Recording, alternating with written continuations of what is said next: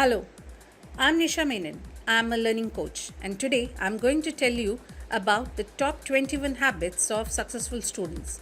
So let's jump directly on it. The first one is good time management. जो top students होते हैं वो हमेशा अपने टाइम को प्रॉपरली मैनेज करते हैं. वो अपने 1440 मिनट्स को बहुत ही अच्छे से डिवाइड करते हैं ताकि वो अपने पूरे टॉपिक्स अपने पूरे वर्क को टाइम से कर सके. The next one is the perfect revision strategy. Now ये जो स्टूडेंट्स होते हैं उनकी जो रिविजन की प्लानिंग होती है वो अपने हिसाब से, अपने बायो क्लॉक के हिसाब से, अपने लर्निंग कैपेबिलिटी के हिसाब से सेट करते हैं और उस हिसाब से वो पूरे स्ट्रैटेजी बनाते हैं and they have a well planned revision strategy. The next one is they spend less time on aesthetic. Now what does it mean? It means that वो ज़्यादातर पढ़ाई पे ध्यान देते हैं, कंसंट्रेट करते हैं, फोकस करते हैं, ना ही कि अपने नोट्स, अपने इर्द गिर्द. They don't spend time in making the things beautiful. They don't go for beautifying the things, rather they go for the content. The next one is don't give into distractions. They don't give into distractions. What does it mean? वो जितने भी distractions उनके आसपास होते हैं उससे वो दूर रहते हैं और वो अपने mental status को बहुत ही confined रखते हैं and they just go do what they want to do. That is the perfect studies. The next one is they ask for help. उन्हें कोई हिचकिचाहट नहीं होती whether they will have any problem while asking the question to others. अगर उन्हें कोई भी difficulty face करते हैं, they are having any difficulties, they ask to their mentors, they ask to their family members or they ask their friends so that उनकी जो problem है उसका solution मिल सके. The next one is they don't cram before exams. Now naturally अगर उनकी strategies बहुत well organized है, अगर वो अच्छे से पढ़ रहे हैं, अगर वो daily काम कर रहे हैं अपनी पढ़ाई पर, तो they don't have to think about the one day before the exam. They act as Captain Cool. So the next one is they take the mock exams seriously. Naturally अगर आपको कोई examination करना है, आपको कोई एग्जामिनेशन में score करना है या अपीयर करना है, सो आप you should go for mock test regularly and you should take it seriously. एक टाइमर सेट करिए और आप उसे सॉल्व कीजिए without getting up from your seats. The next one is they catch up when absent. अगर उनके कोई भी नोट्स, उनकी कोई भी क्लासेस मिस हो जाती है तो they give extra time to have to fulfill their whatever the problem they are facing or whatever the notes they have missed. उसे वो बहुत ही अच्छे तरीके से किसी की हेल्प से, किसी की मदद से, फ्रेंड से उसे सॉल्व कर लेते हैं, उसे नोट कर लेते हैं और वो अपने आप को ट्रैक कर लेते हैं. The next one is they have right amount of sleep. well पढ़ाई तो उनकी बहुत इंपॉर्टेंट होती है बट साथ ही साथ वो अपने स्लीप के साथ कोई भी किसी भी तरह का गेम नहीं करते. They take proper 6 to 7 hours sleep so that उन्हें पूरे दिन दूसरे दिन फ्रेश रहे और वो अपना स्टडी प्रोसीजर को प्रॉपरली कर सके. The next one that they do is they know when to say no. well अगर उनके फ्रेंड्स उन्हें बुला रहे हैं टू वॉच अ मूवी और टू हैव अ पार्टी और they want to go outside, लेकिन उनको लगता है कि वो अभी उनका वो स्टडी टाइम है और उस स्टडी टाइम में they should not waste their time, then they purely blankly say no to them.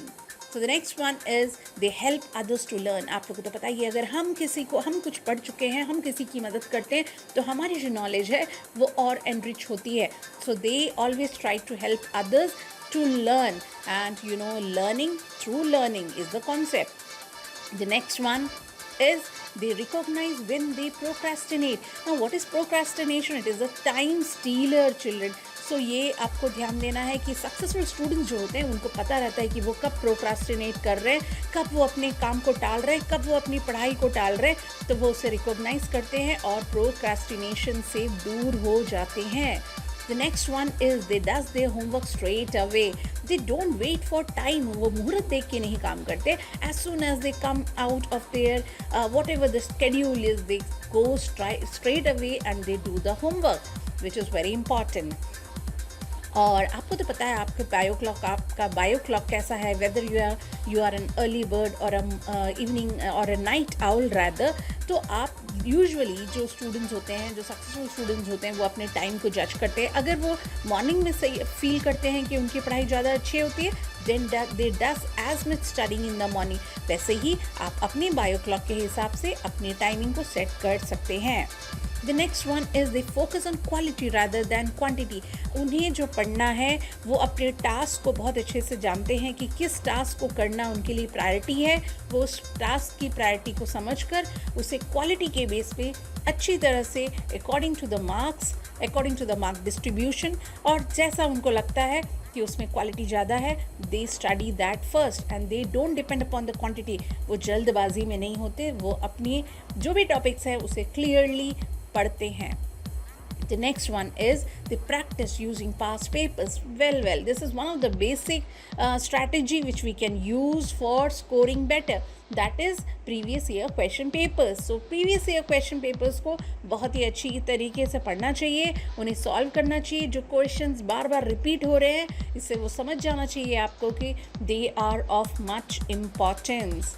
The next one is they are involved in extracurricular activities. आपको पता है कि आपकी जो बॉडी क्लॉक है वो कुछ डिफ्यूज टाइम भी मांगता है। वो चाहता है कि बीच बीच में पढ़ाई के बीच बीच में आप थोड़ा सा रेस्ट ले, ब्रेक ले, और उस समय आप कुछ एक्स्ट्रा करिकुलर एक्टिविटी कर सकते हैं so that you can refresh your self children. The next one is they use multiple study resources. Well, book तो होती ही है अपने पास, स्कूल की बुक होती है, टीचर्स के, मेंटर्स के नोट्स होते हैं, साथ ही साथ वो गूगल कर लेते हैं, कुछ इंपॉर्टेंट नोट्स नोट कर लेते हैं, बहुत सारे चैनल को गूगल कर लेते हैं so that they can get multiple study resources, और उनके जो नोट्स हैं, जो प्रेजेंटेशन है, वो इम्प्रूव हो सके। The next one is they stage always organized. Well, जहाँ वो पढ़ाई करते हैं, जहाँ वो बैठते हैं, एज वेल एज जो नोट्स होते हैं, उनकी जो नोट मेकिंग होती है वो बहुत ही ऑर्गेनाइज्ड होती है, जिससे उन्हें बहुत आसान रहता है कि which one they should study more, which one they should give more importance while doing the revisions.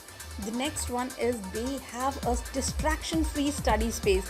Well, वो अपने मोबाइल्स को बहुत ही दूर रखते हैं, अपने स्टडी टेबल के आसपास नहीं रखते हैं, अपने हाथ के रीच से बहुत काफ़ी दूर रखते हैं, so that they can have better study. So they have a distraction free study space around them.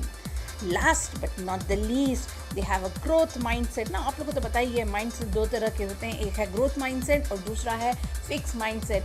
वो ग्रोथ माइंडसेट को फॉलो करते हैं, वो जो कहता है कि आप जितना पढ़ेंगे आप उतना इम्प्रूव करेंगे, आप जितना रिवाइज करेंगे आप उतना इम्प्रूव करेंगे, आप स्टैग्नेशन को नहीं बिलीव करेंगे, आप हमेशा आप ऐसे प्रोसीजर्स अपनाएंगे जिससे आप सिर्फ ग्रोथ फील करेंगे in your marks, in your grades, in your persona. So children, these are the 21 habits of successful students. I hope everybody have enjoyed this video. So bye bye.